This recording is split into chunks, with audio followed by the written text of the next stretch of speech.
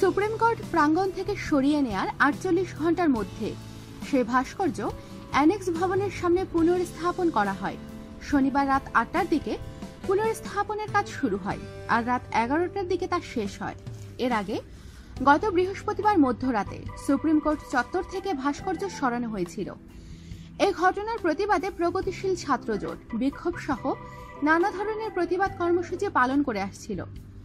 প্রতিবাদের সময় ছাত্র ইউনিয়নের ৩ নেতা সহ ৪ জনকে গ্রেফতার করে police.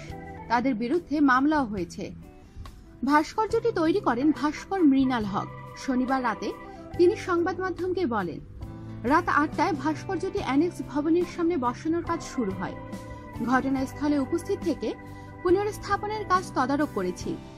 Attorney general Mahbubey Alam রাতে সংবাদ মাধ্যমকে বলেন, বৃহস্পতিবার বৈঠকের পর ভাস্কর্যটি সুপ্রিম কোর্টের জাদুঘরে রাখার সিদ্ধান্ত হয়।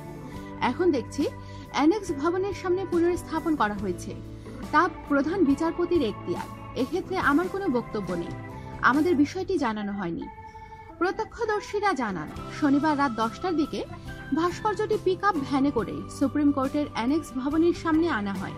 পরে ভারোত্তোলক যন্ত্র দিয়ে পিকআপ থেকে সেটি নামানো হয়। ভাস্কর্যটি পুনর্স্থাপন করতে বেশ কয়েকজন শ্রমিক কাজ করেন। তাদের ঝালাই সহ বিভিন্ন কাজ করতে দেখা গেছে। ওই সময় অ্যানেক্স ভবনের সামনে সংবাদ সংগ্রহের জন্য কাউকে যেতে দেয়া হয়নি।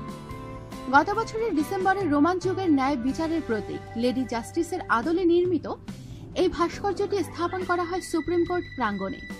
চলতি বছরের ফেব্রুয়ারিতে হেফাজতে ইসলামের আমির আহমদ শফি সুপ্রিম কোর্ট প্রাঙ্গণ থেকে ভাস্কর্যটি অপসারণের দাবিতে বিভিন্ন গণমাধ্যমে বিবৃতি পাঠান। হেফাজতে ইসলাম সহ ধর্মভিত্তিক কয়েকটি দলের অব্যাহত দাবির মুখে সুপ্রিম কোর্ট চত্বর থেকে ভাস্কর্যটি সরানো হয়েছিল। আমাদের সাথেই থাকুন, সাবস্ক্রাইব করুন।